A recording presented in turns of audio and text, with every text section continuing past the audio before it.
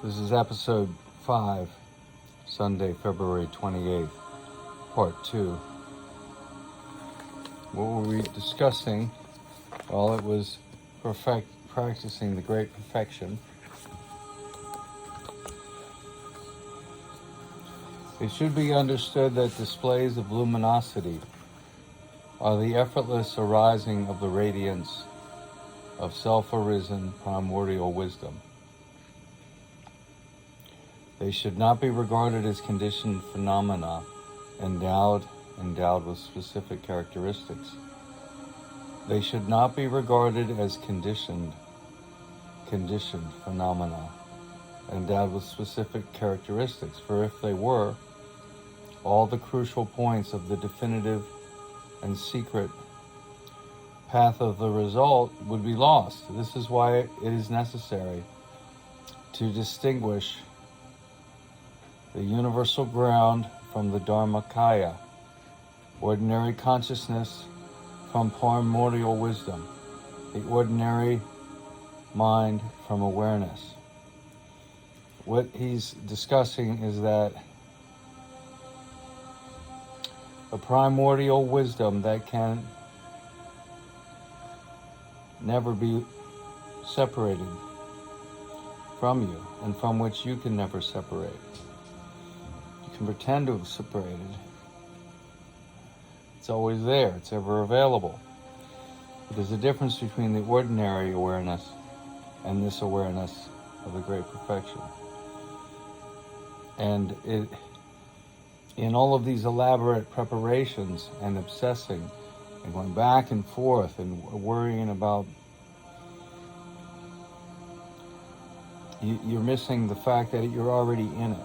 You're already animated by it. You're already never separate from it. You're already created out of it, animated, dissolved back into it, never separate from it, although you may think you are.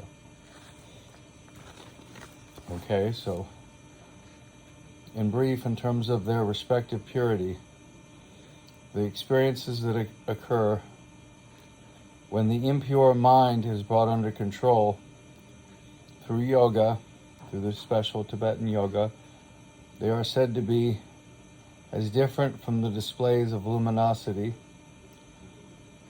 that manifest spontaneously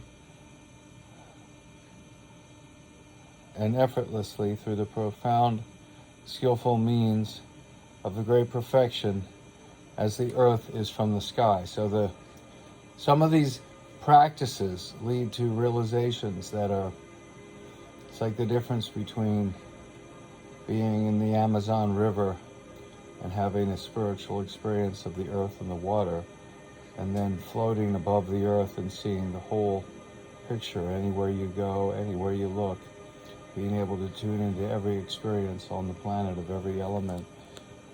And this isn't something I'm saying I'm going to experience, but these practices that induce these the ability to do these things, and it all involves this incredible breakthrough over the great perfection. And you're complete. Your whole being, reason for being, becomes self-liberation, and to serve the self-liberation of all sentient beings. And to do that, you need to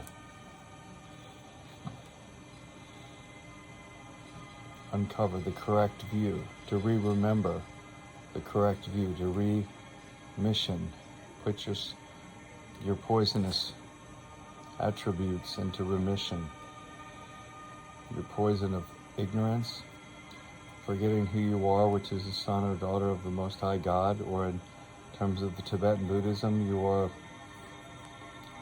the mind of clear light that only forgot that it's awake, that it never even went to sleep. You can never be separate from this great perfection, mind of clear light, this primordial purity, and the happiness and the compassion that accompanies the dwelling, the indwelling therein. thereof. Yes, that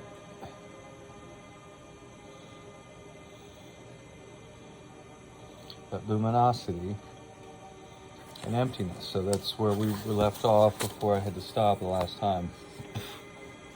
And then we go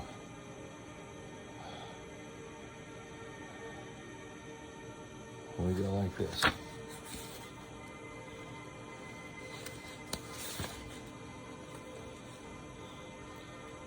Where emptiness is granted, everything is likewise granted.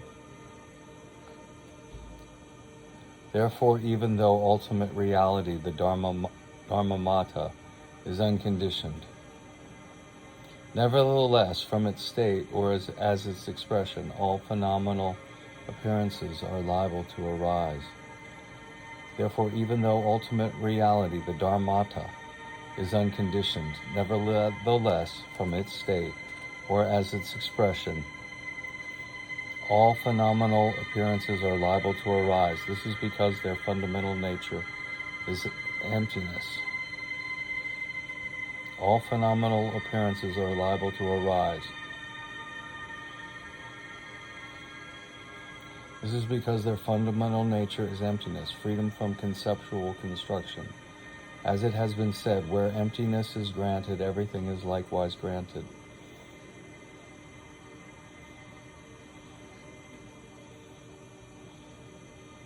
So, we could fall into nihilism, analyzing and dissecting and deconstructing and finding out that we're never entirely human, we're never entirely white, black, or male or female. We're always something that can't really be described and infinitely malleable, and there's no there.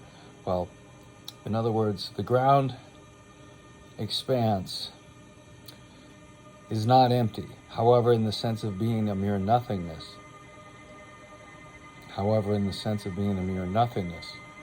is not empty in the sense of being a mere nothingness. The ground expanse is not empty in the sense of being a mere nothingness, for it is luminous to its core and endowed with awareness. It is luminous to its core. The ground expanse is luminous to its core and endowed with awareness. The ground expanse is luminous to its core. It is luminous to its core and endowed with awareness. It is for this reason that freedom, delusion, and all their states are possible. If it were no more than a mere unconditioned vacuum, the phenomenal appearances of the illusion, of the illusory world of samsara, and the heavenly realm of nirvana could not arise from it. In the last analysis, it would be nothing more than the extreme of nothingness, some kind of nihilism, and would indeed be void of any functionality, but on the contrary. And this is the great difference. Here's the great difference. This is not nothing. This is not nihilism. This is the great difference. The ground, the expanse, the ground expanse, the ground expanse, the base, in a sense, is the indivisible union of the ultimate expanse and primordial wisdom. The ground expanse this is the great difference between this and nihilism. This great perfection view is that the ground expanse is the indivisible union of the ultimate expanse and primordial wisdom, and it is thanks to this crucial fact that all phenomenon, samsara, the realm of suffering, nirvana, the heavenly realms, and the path that we follow to liberate, to self-liberate, are able to arise. The ground, moreover, is the basis for the following difference of imputation. Nirvana is an uncompounded state, while both existent things and non-existent things are composite. If this were not the case, what would there be that might go beyond suffering, and where indeed would it go? It is with regard to the unconditioned state of union, the union of wisdom, and the ultimate expanse. In other words, the ground expanse is like the emptiness, and the wisdom is the luminosity. Nirvana is an uncompounded state. While both exist, existent things and non-existent things are composite. So we're going, it's so good. It's well beyond what we can summarize here. But there's a way to have the understanding, to have the sense of this, that's so far beyond any barfly conversation, television, movie experience, a disco night. Disco night's a lot of fun though. I really love dancing. But to be able to have this experience, this inner experience of the great perfection, and to do these meditations. So that would, this would require receiving teachings, getting an instructor. And that's really something I would like to do more of. I've just started a little bit of phone-in help, but that's only for a period of time. And it's interesting when you face the medical problems I've faced and you realize life is short. You realize, what is it going to be like if I just died over, in the last year, which I might have, during the procedures, the surgery. What account could I make of my life? Time is short. How much more time do you want to spend with a wine glass in front of you? I decided, or was I disappointed in myself? I realized, that was really not, that really interfered with the sharpness of mind that I have now. I would never want to trade it in for a glass of wine. The extra sharpness it's not possible without foregoing the alcohol. The alcohol really takes you down and takes you out. You think you're engaging or warm, but you become boorish after a drink. One drink, you start to become more and more boorish.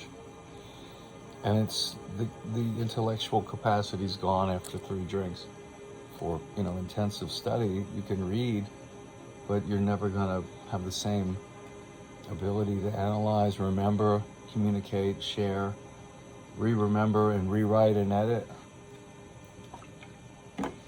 It'll always be stunted. All right, so back to the work.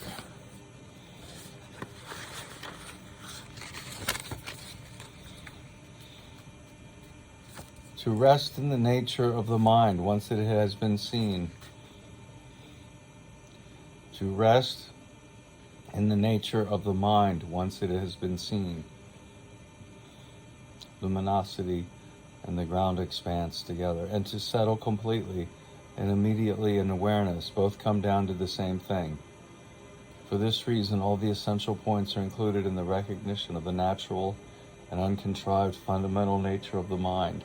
The indwelling meditative absorption of awareness, the primordial wisdom, pure from the beginning, beyond the intellect. This is the same as saying that they are all included in the recognition of the dharmata, the state of equality beyond the elimination of faults and addition of qualities, and in the preservation of that state without accepting or rejecting anything. For it is said that whatever appears is but the display of primordial wisdom.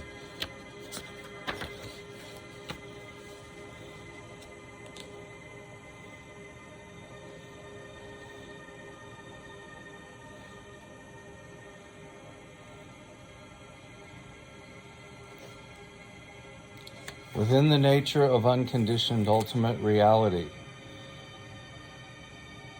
Again, we're still reading from this book, Practicing the Great Perfection, from Shenchen Gyaltsab, a man who lived 55 years from the late 19th century into the early 20th. He was a great perfection teacher, master.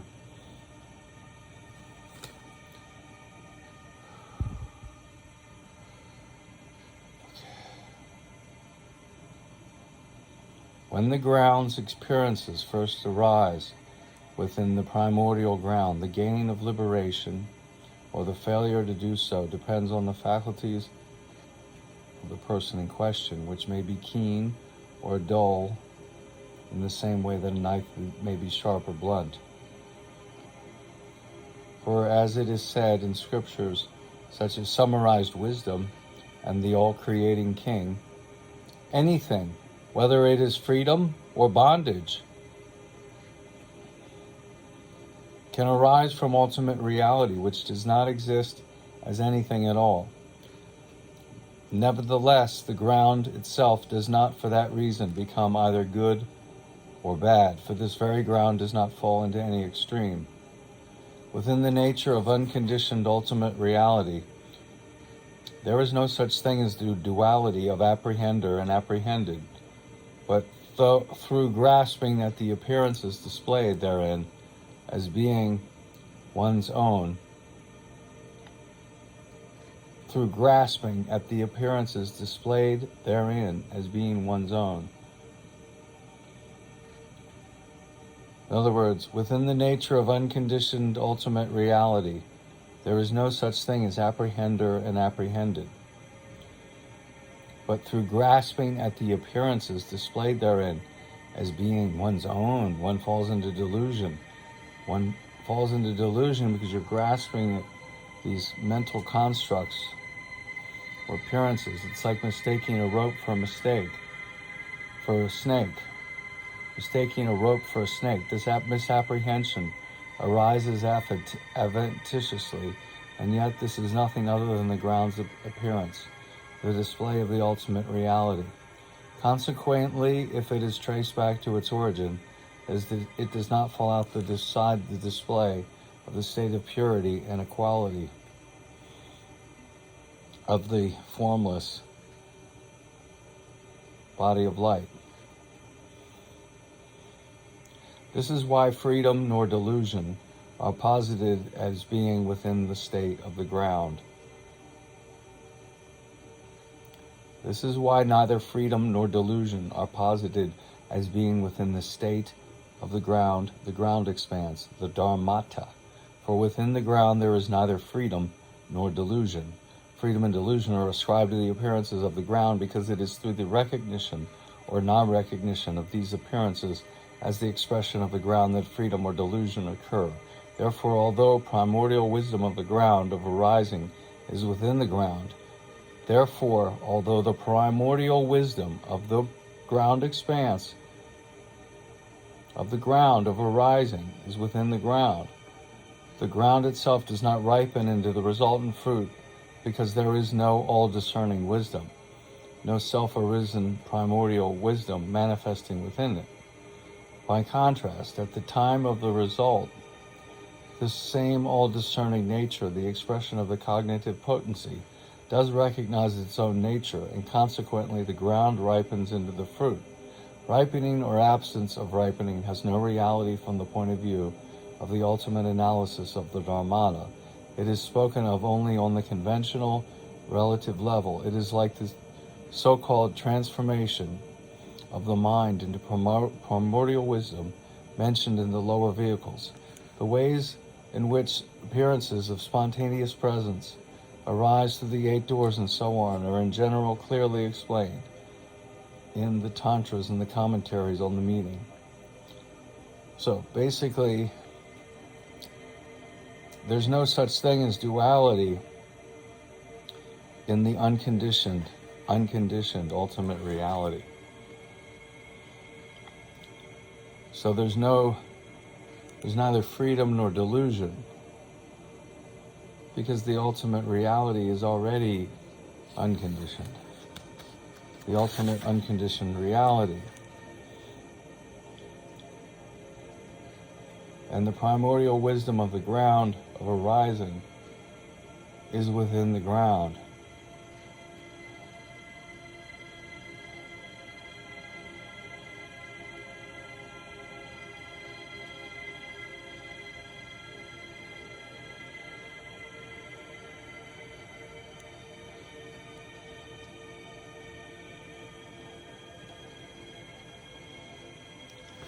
So,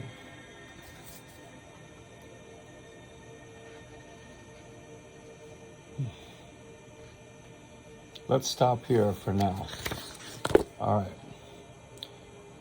this is leading somewhere, but the interesting thing would be to have a group that read some of these books, and then we had a way of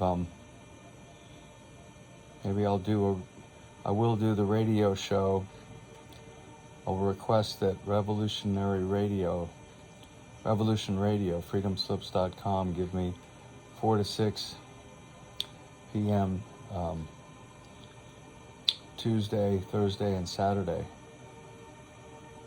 And Sean David Morton is a friend of mine. He's willing to have me substitute for him until his health is restored. And I could begin that soon and do Healing Gift of Love from Key West by mid-March. Get a permit and be on the sidewalk, on the street, and do the show at the same time and just be discussing all of these things. Be fun. I look forward to it. All right, thank you for watching.